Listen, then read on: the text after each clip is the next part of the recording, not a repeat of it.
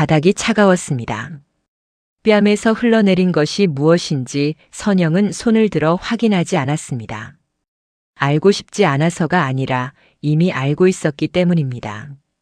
깨진 장식장 유리 조각이 손등 가까이에 흩어져 있었고 부엌 쪽에서는 박살난 접시의 파편들이 흰 타일 위에 별처럼 널려 있었습니다. 선영은 그것들을 가만히 바라보았습니다.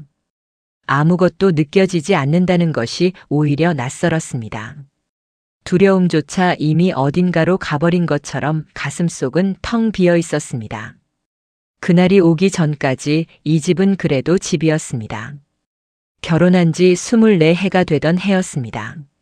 선영은 오전이면 학교 급식실에서 일했고 오후엔 마트에 들러 장을 봤으며 저녁엔 밥을 지었습니다.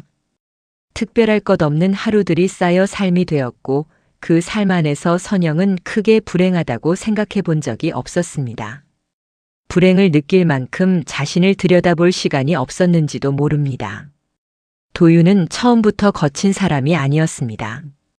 젊은 시절에 그는 무뚝뚝하지만 성실한 남자였고 선영은 그 묵묵함을 믿음으로 읽었습니다. 그러나 언제부터인가 그 침묵은 속에서 무언가를 썩혀가는 침묵이 되어 있었습니다. 퇴직 이후 그것은 더욱 빠르게 골맞습니다. 처음에는 말투였고 다음엔 손이었으며 이제는 습관이 되어 있었습니다. 선영은 그것을 알면서도 버텼습니다. 아들이 어릴 때는 아이 때문에, 아이가 자란 뒤에는 이미 너무 오래 버텨왔기 때문에, 사람은 오래 견디다 보면 어느 순간 자신이 무엇을 견디고 있는지조차 잊어버립니다. 선영이 그랬습니다. 두려움이 일상이 되면 그것은 더 이상 두려움이 아니라 공기처럼 느껴집니다. 숨을 쉬는데 공기를 의식하지 않듯 선영은 그것을 그냥 살아가는 방식으로 받아들이고 있었습니다. 그날 밤 도윤이 현관문을 열고 들어선 것은 자정이 훨씬 넘은 시각이었습니다. 술 냄새가 먼저였습니다. 그 냄새가 현관 입구부터 거실까지 끌려 들어왔고 선영은 부엌에서 행주를 손에 쥔 채로 몸이 굳는 것을 느꼈습니다. 오랜 시간 반복된 패턴이었습니다. 냄새, 그리고 침묵, 그리고 무언가가 시작된다는 감각. 밥은? 도윤의 목소리는 질문이 아니었습니다. 선영은 조용히 냄비 뚜껑을 열었습니다. 뚜껑을 여는 그 단순한 동작이 오늘 밤을 넘길 수 있을지 없을지를 결정하는 것처럼 손이 가벼이 떨렸습니다. 왜 이렇게 늦게 차려? 내가 언제 온다고 했어? 조금 전에 문자 받았어. 핑계는? 도윤은 신발도 벗지 않은 채 부엌 쪽으로 걸어 들어왔습니다. 그 걸음걸이가, 어깨의 각도가 선영은 그것만으로도 오늘 밤의 온도를 알 수 있었습니다.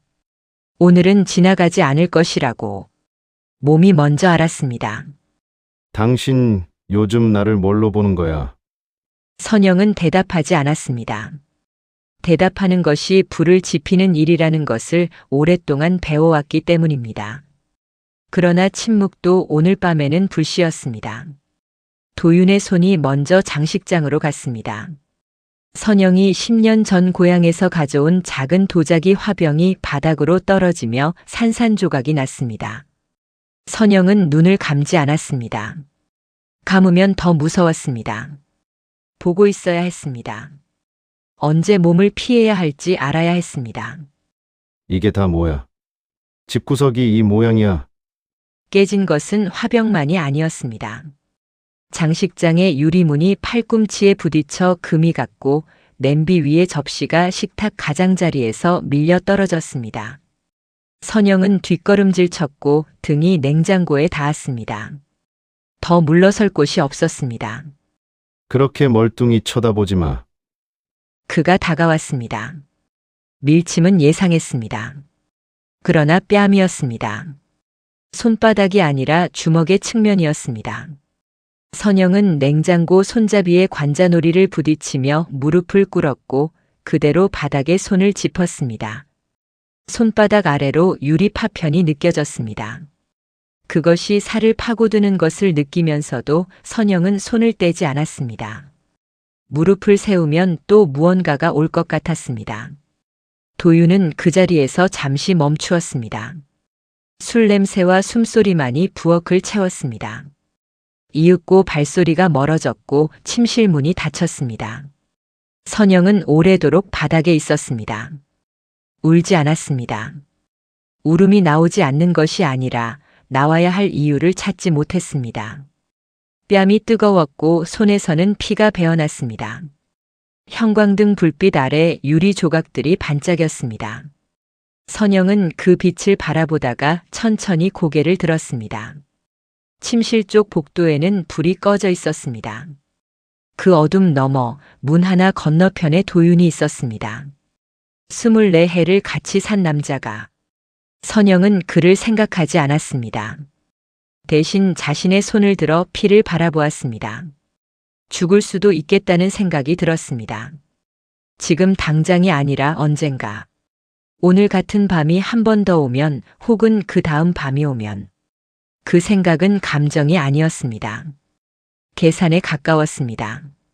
선영은 그것을 자신이 느끼고 있다는 사실을 냉정하게 인식했습니다.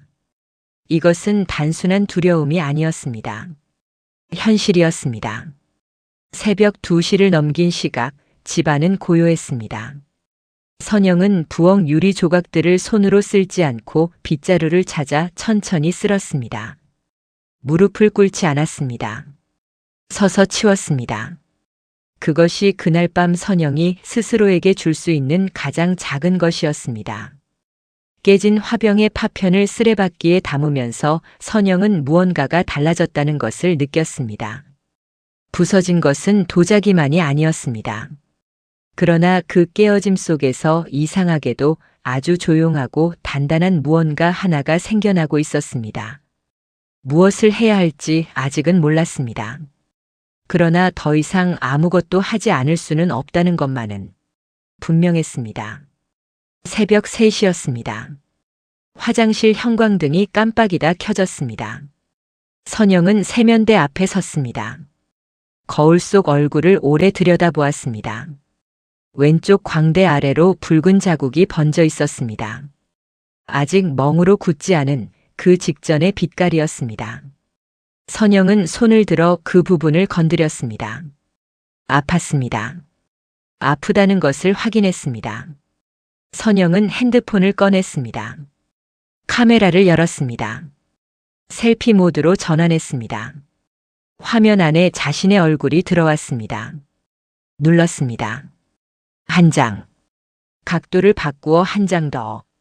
손등의 상처도 찍었습니다. 유리 파편에 긁힌 자국이 서너 줄 나 있었습니다.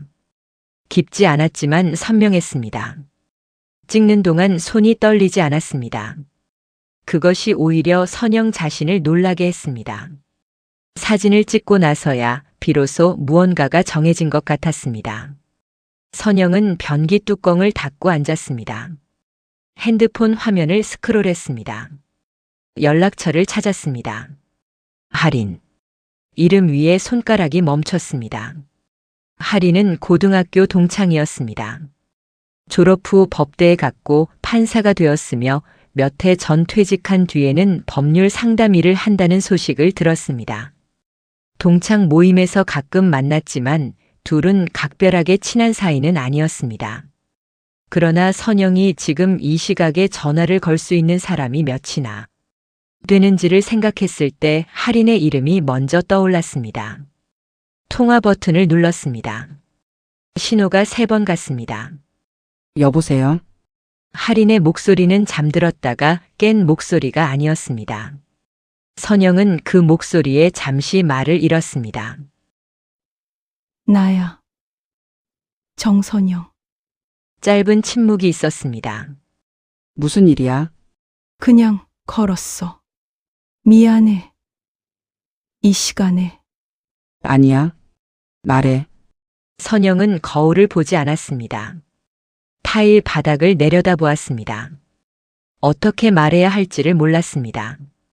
오늘 있었던 일을 순서대로 말하면 되는데 그 순서가 머릿속에서 자꾸 엉켰습니다. 도윤이가 나를 때렸어. 말로 내뱉고 나서야 현실이 됐습니다. 그 전까지는 몸이 알고 있었지만 입이 말한 것은 이번이 처음이었습니다.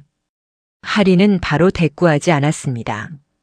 그 침묵이 짧았지만 선영은 그 안에 할인이 무언가를 고르고 있다는 것을 느꼈습니다. 사진 찍었어? 응. 잘했다. 지우지 마. 두 번째 전화는 태석에게 걸었습니다.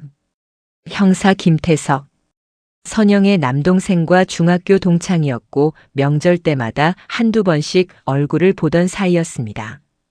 경찰서에 근무한다는 것 외에는 평소 그의 일을 가까이서 생각해 본 적이 없었습니다.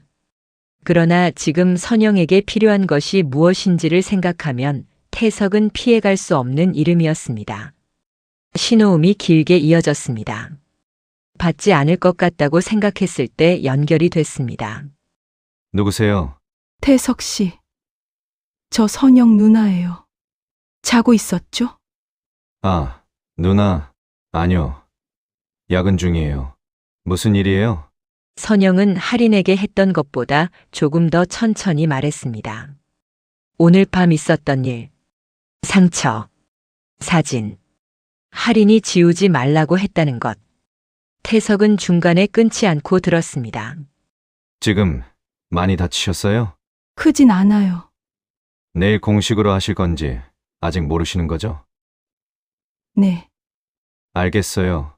일단 사진은 날짜 기록이랑 같이 따로 보관해 두세요. 메일이나 클라우드에 지금 안전하세요? 자고 있어요. 도윤이는 네. 급하면 바로 연락 주세요. 전화를 끊고 나서 선영은 메일 앱을 열었습니다. 사진 2장을 자신의 메일로 전송했습니다.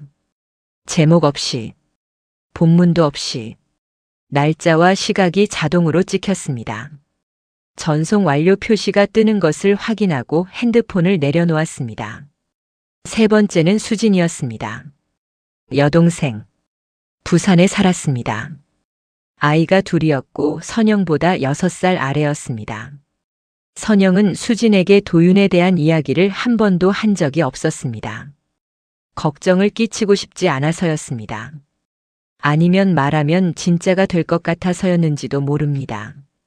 신호가 2번 만에 받아졌습니다. 언니, 왜 이 시간에? 자고 있었어? 아니, 애가 열이 좀 있어서. 언니는 무슨 일 있어? 수진의 목소리가 달라졌습니다. 선영의 목소리에서 무언가를 들은 것이었습니다. 선영은 말하려 했는데 목이 막혔습니다. 처음이었습니다. 할인에게도 태석에게도 막히지 않았는데 수진의 목소리에서는 막혔습니다. 아마도 걱정하는 목소리였기 때문일 것입니다. 언니, 응. 도윤이가 또 그랬어? 또 그 단어가 걸렸습니다. 수진은 알고 있었습니다. 말한 적이 없었는데 알고 있었습니다. 미안해.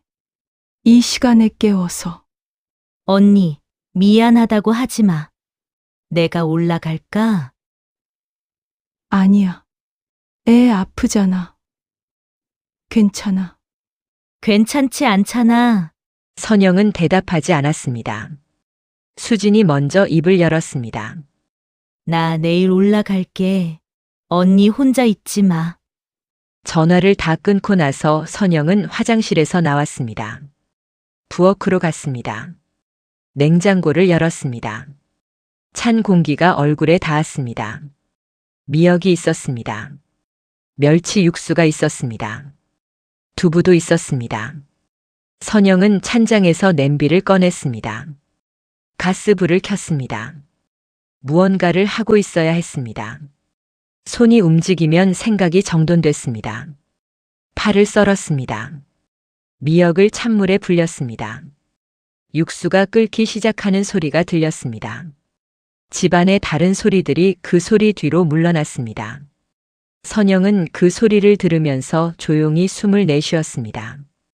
오늘 일을 어떻게 해야 할지는 아직 몰랐습니다. 할인이 법적으로 어떤 것이 가능한지 말해줄 것이고 태석이 절차를 알려줄 것이고 수진이 옆에 있어줄 것이었습니다. 그러나 그 모든 것보다 먼저 선영이 결정해야 할 것이 있었습니다. 자신이 원하는 것이 무엇인가? 국물이 끓었습니다. 선영은 불을 낮췄습니다. 미역을 넣었습니다. 뚜껑을 살짝 열어 올려두었습니다.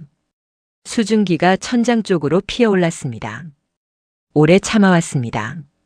그 참음이 나쁜 것인지 선영은 지금도 확신하지 못했습니다. 그러나 한 가지는 알았습니다. 오늘 밤은 예전과 다르다는 것. 사진을 찍었고 전화를 했고 지금 이 자리에서 혼자 밥을 짓고 있다는 것. 참는 것을 멈추기로 한 것이 아니었습니다. 참는 것 대신 다른 무언가를 선택하기로 한 것이었습니다. 그것이 무엇인지는 아직 이름을 붙이지 못했지만 어제까지의 자신과는 이미 다른 자리에 서 있다는 것만은 분명했습니다. 창밖이 조금씩 밝아오고 있었습니다. 아침 7시였습니다. 밥은 다 되어 있었습니다. 국도 끓어 있었습니다. 선영은 상을 차렸습니다. 밥그릇 2개, 국그릇 2개, 김치, 계란찜. 손이 기억하는 순서대로 놓았습니다. 20년 넘게 같은 자리에 같은 것들을 올려두었습니다.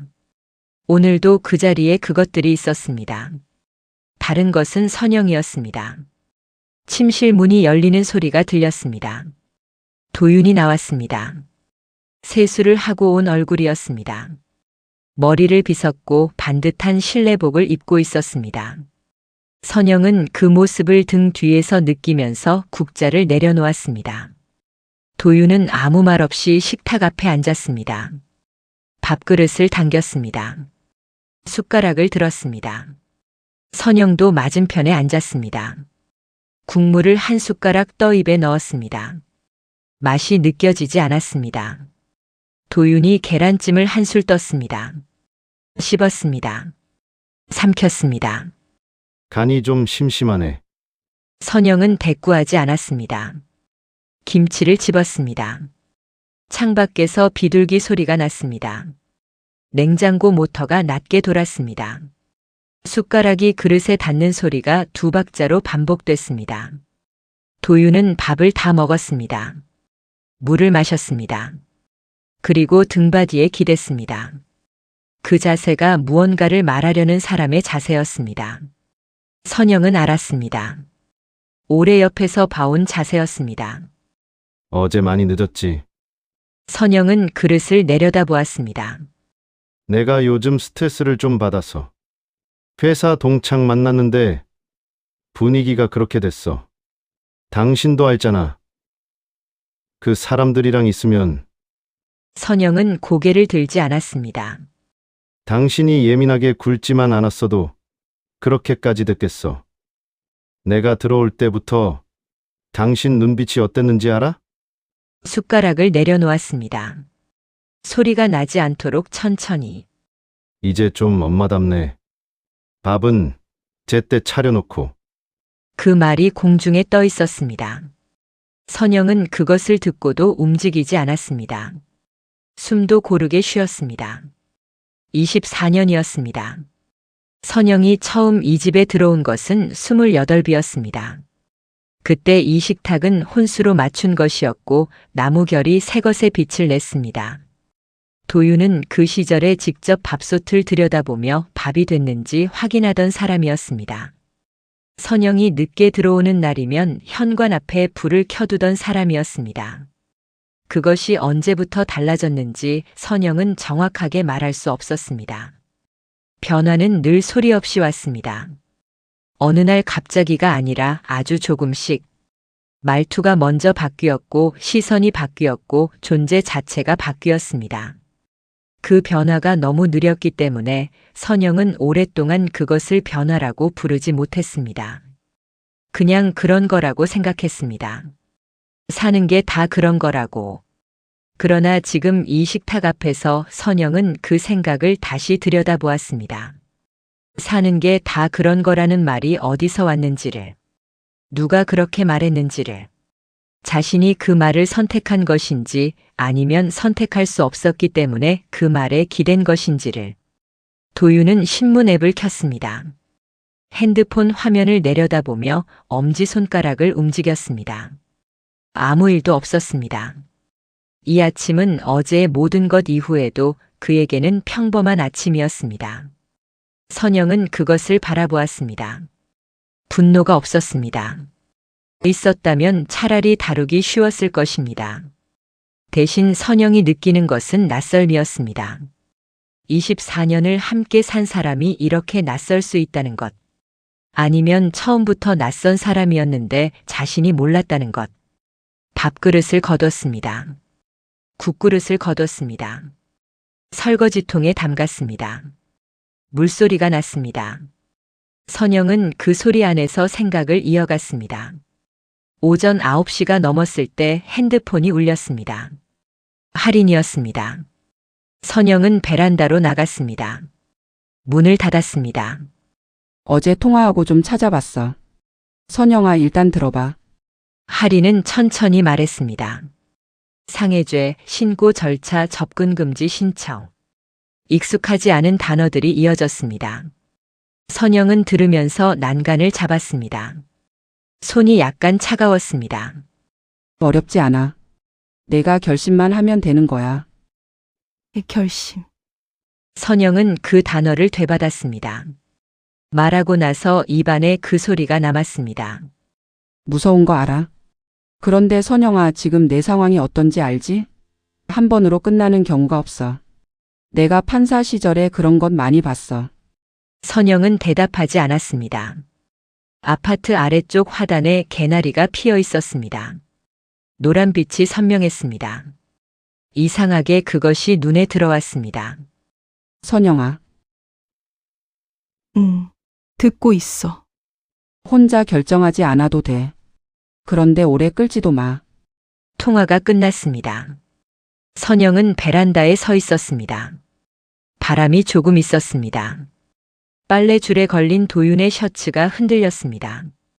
선영은 그 셔츠를 바라보았습니다. 자신이 빨아서 자신이 널어놓은 것이었습니다. 그 단순한 사실이 이 순간 갑자기 무거웠습니다. 오전 내내 선영은 집안을 움직였습니다. 청소를 했습니다. 빨래를 갰습니다. 어제 깨진 장식장 유리자리에 테이프를 붙였습니다. 손이 닿는 것들을 하나하나 정리했습니다. 그 움직임 안에서 선영은 계속 같은 질문을 맴돌았습니다. 신고를 하면 어떻게 됩니까? 도윤이 조사를 받을 것입니다. 선영도 받을 것입니다. 이 집이, 이 이름이, 이 생활이 흔들릴 것입니다. 수진이 올라오면 알게 됩니다. 주변 사람들이 알게 됩니다. 그것이 두렵지 않다면 거짓말이었습니다. 그러나 신고를 하지 않으면 어떻게 됩니까? 오늘 아침처럼 다시 밥을 차립니다. 도윤은 다시 간이 심심하다고 말합니다. 아무 일도 없었습니다. 또 한 번의 밤이 옵니다. 또 한 번의 아침이 옵니다. 선영은 그 반복이 이제 두려웠습니다. 폭력이 두려운 것이 아니었습니다. 폭력이 익숙해지는 것이 두려웠습니다. 오후 2시 초인종이 울렸습니다. 수진이었습니다. 작은 캐리어를 끌고 있었습니다. 선영은 문을 열었습니다. 수진은 선영의 얼굴을 봤습니다. 광대 아래 자국을 봤습니다. 아무 말하지 않았습니다. 그냥 들어왔습니다. 캐리어를 현관 옆에 세우고 주방으로 가서 주전자에 물을 올렸습니다. 선영은 소파에 앉았습니다. 수진이 차를 들고 왔습니다. 선영 옆에 앉았습니다. 두 사람은 잠시 말없이 앉아 있었습니다. 언니, 응. 무섭지? 선영은 잠깐 생각했습니다. 무서운 게 어느 쪽인지 모르겠어. 수진이 고개를 끄덕였습니다. 재촉하지 않았습니다. 차를 한 모금 마셨습니다. 선영도 마셨습니다. 따뜻했습니다. 창 너머로 오후의 햇빛이 비스듬히 들어왔습니다. 선영은 그 빛이 마루 위에 만든 직사각형 모양을 바라보았습니다. 언제나 이 시간이면 저 자리에 저렇게 빛이 들었습니다. 앞으로도 들 것입니다. 무언가가 바뀌어도 저 빛은 올 것입니다. 선영은 그것을 생각했습니다. 아주 작은 생각이었지만 가슴 안에서 무언가가 미세하게 자리를 잡았습니다. 두려움이 없어진 것이 아니었습니다. 두려움 옆에 다른 것이 생겨난 것이었습니다. 내일 할인을 만나기로 했습니다. 할인을 만난 것은 다음 날 오전이었습니다. 수진이 함께 갔습니다. 셋은 아파트 단지 근처 카페에 앉았습니다. 할인은 서류 봉투를 가져왔습니다.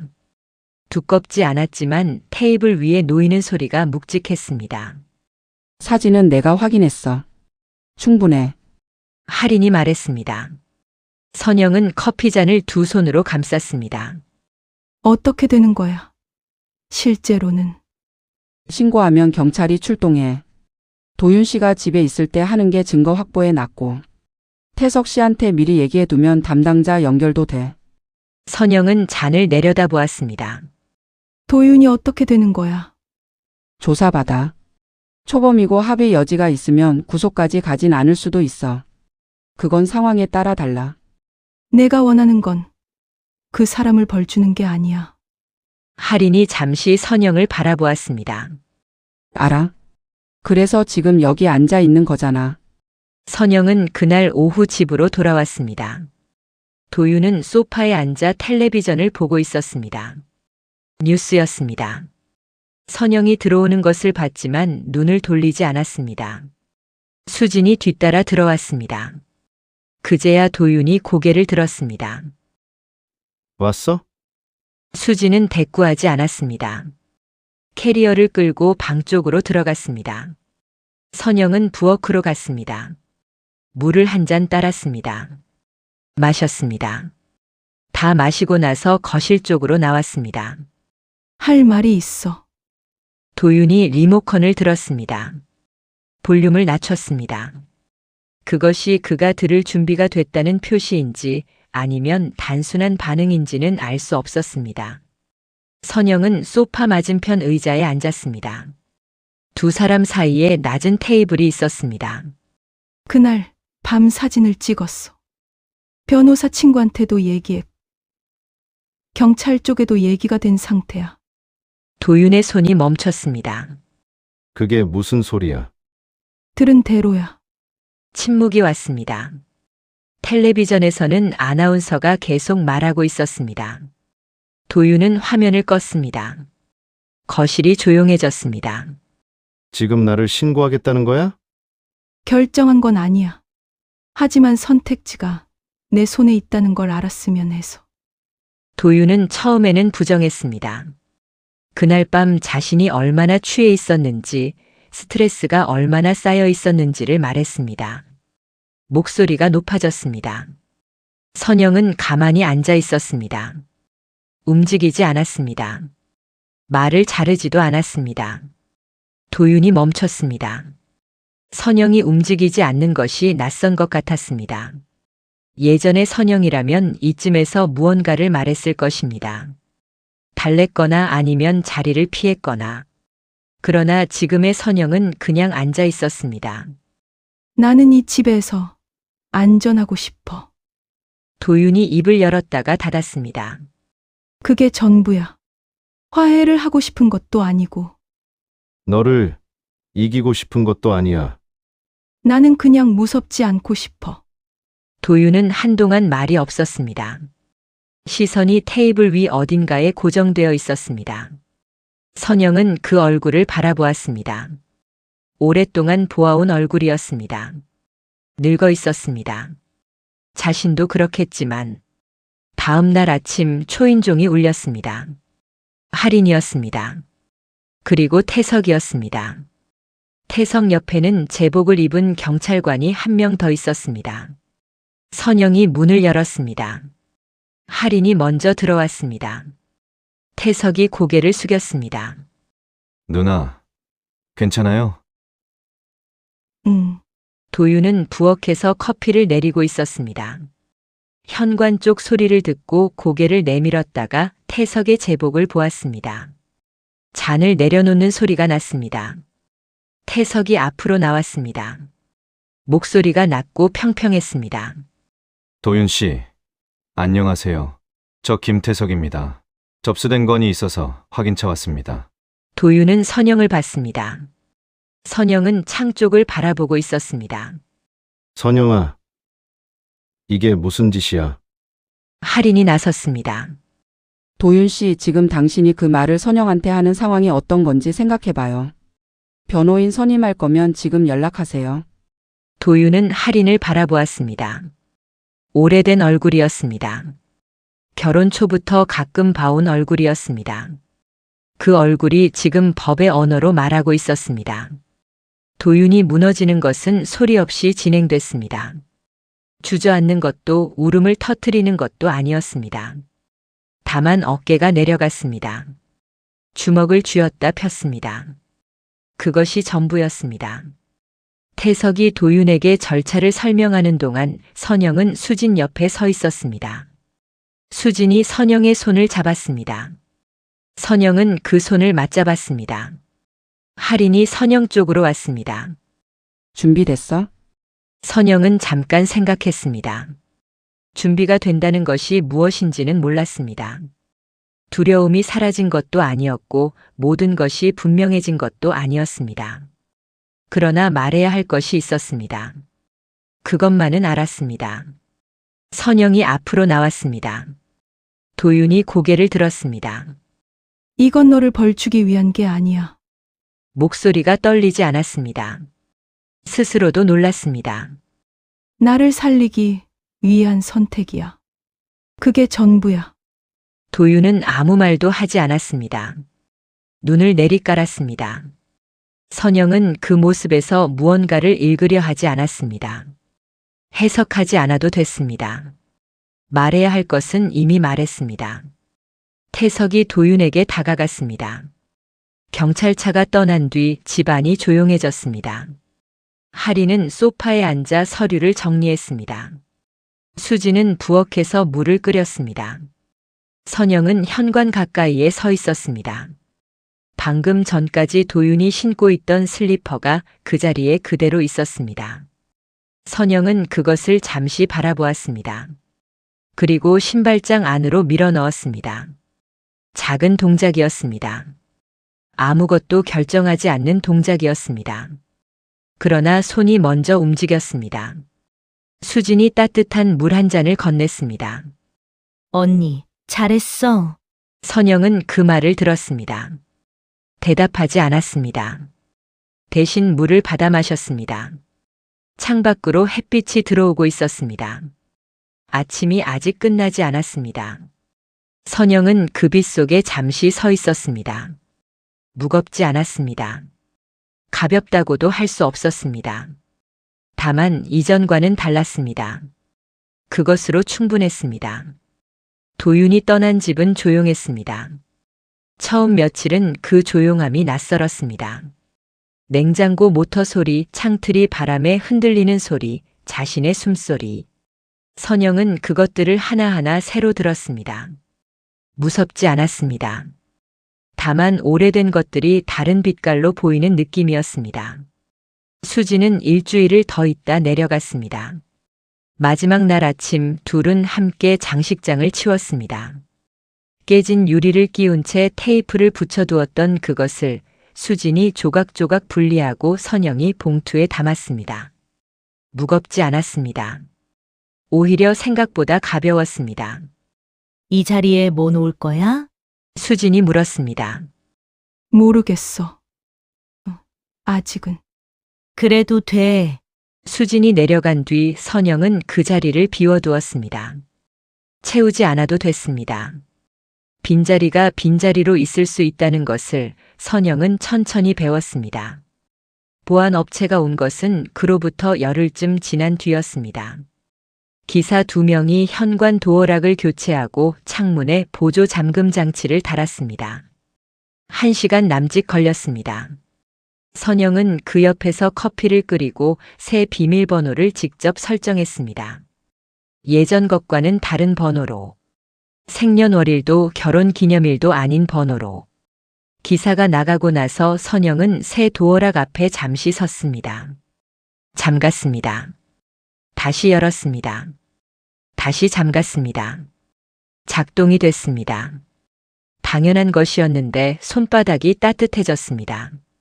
몇 주가 지났습니다. 편지가 왔습니다. 도윤의 필체였습니다. 선영은 봉투를 뜯지 않고 하루를 두었습니다. 다음 날 아침 커피를 한 잔 내린 뒤에 열었습니다. 길지 않은 편지였습니다. 흘려 쓴 글씨였지만 지운 흔적이 여러 군데 있었습니다. 무언가를 썼다가 지우고 다시 쓴 자리들이었습니다. 선영은 그 자국들을 먼저 보았습니다. 편지에는 변명이 없었습니다. 이유도 없었습니다. 짧게 적혀 있었습니다. 잘못했다고, 이제야 알겠다고, 미안하다고. 선영은 다 읽고 나서 편지를 접었습니다. 서랍에 넣었습니다. 버리지 않았습니다. 그렇다고 꺼내 다시 읽지도 않았습니다. 그것이 지금 선영이 할 수 있는 것의 전부였고 그것으로 충분했습니다. 할인을 다시 만난 것은 봄이 거의 끝나갈 무렵이었습니다. 카페가 아니라 공원 벤치였습니다. 할인이 걷고 싶다고 했습니다. 둘은 연못 주위를 천천히 걸었습니다.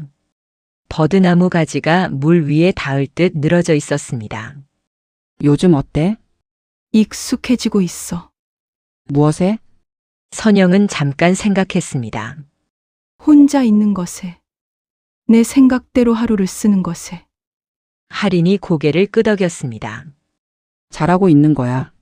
선영은 그 말을 받았습니다. 칭찬보다는 확인 같았습니다. 선영이 필요한 것은 그쪽이었습니다. 고마워. 그때 전화 받아줘서. 나한테 그런 말 하지 마.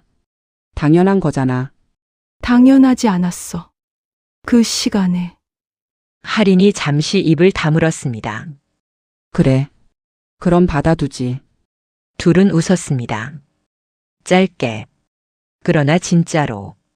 도윤을 다시 만난 것은 여름 초입이었습니다. 태석이 중간에서 조율했습니다. 장소는 동네 커피숍이었습니다. 선영이 먼저 들어가 앉았고 도윤이 들어왔습니다. 앉는 위치가 달랐습니다. 예전에는 나란히 앉았는데 이날은 마주 보았습니다.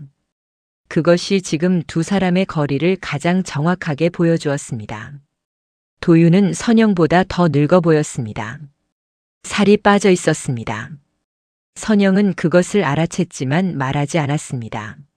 잘 지내고 있어요? 도윤이 먼저 물었습니다. 나는 요즘 상담을 받고 있어. 법원에서 연결해 준 거야. 선영은 고개를 들었습니다. 어때? 불편해. 그런데 필요한 것 같아. 선영은 잠시 그 말을 생각했습니다. 불편하지만 필요하다고 말하는 것. 도윤이 그런 말을 하는 것을 들은 적이 없었습니다. 커피가 나왔습니다. 둘은 각자 잔을 들었습니다. 엄마한테 직접 말하고 싶었어. 그때 편지에 다 못 썼던 거. 말해. 무서웠을 거야. 오래. 나는 몰랐어. 선영은 대답하지 않았습니다. 그러나 듣고 있었습니다. 몰랐다는 게 변명이 안 된다는 것도 알아. 그냥 말하고 싶었어. 잠시 침묵이 있었습니다. 알겠어. 선영이 말했습니다. 용서한다는 말이 아니었습니다. 들었다는 말이었습니다. 도윤도 그것을 아는 것 같았습니다. 더 말하지 않았습니다. 창밖으로 가로수가 바람에 흔들렸습니다. 여름이 시작되고 있었습니다. 집으로 돌아오는 길에 선영은 시장에 들렀습니다. 복숭아가 나와 있었습니다. 제철이 됐습니다. 선영은 2개를 골랐습니다. 혼자 먹기에 알맞은 수였습니다. 봉지를 받아 들고 나왔습니다. 버스를 기다리는 동안 선영은 손 안에 봉지를 내려다보았습니다. 복숭아 향이 났습니다. 작고 단단한 무게였습니다. 24년을 버텼습니다. 버티는 것이 사랑이라고 생각했습니다. 그것이 전부 잘못된 것은 아니었습니다. 그러나 버티는 것과 살아가는 것은 달랐습니다. 그 차이를 선영은 이제 몸으로 알고 있었습니다. 버스가 왔습니다. 선영은 탔습니다. 창가 자리에 앉았습니다. 창밖으로 거리가 흘러갔습니다. 사람들이 걷고 아이들이 뛰고 신호등이 바뀌었습니다. 아무것도 멈추지 않았습니다. 선영도 멈추지 않았습니다. 저녁에 수진에게서 연락이 왔습니다. 언니, 오늘 어땠어? 괜찮았어. 진짜로? 진짜로. 수진이 잠시 말이 없었습니다. 언니, 나 언니 자랑스러워. 선영은 웃었습니다. 소리를 내어 웃은 것은 오랜만이었습니다. 나도. 전화를 끊고 선영은 불을 껐습니다. 침대에 누웠습니다. 천장이 보였습니다. 어둠이었지만 무섭지 않았습니다. 내일 아침에 일어나면 커피를 내릴 것입니다. 창문을 열 것입니다. 하루가 들어올 것입니다. 그것으로 충분했습니다. 그것이 이제 선영의 삶이었습니다. 이야기가 마음에 드셨다면 좋아요와 구독 부탁드립니다. 채널에 방문하시면 다양한 이야기가 있습니다. 채널 방문도 부탁드리겠습니다.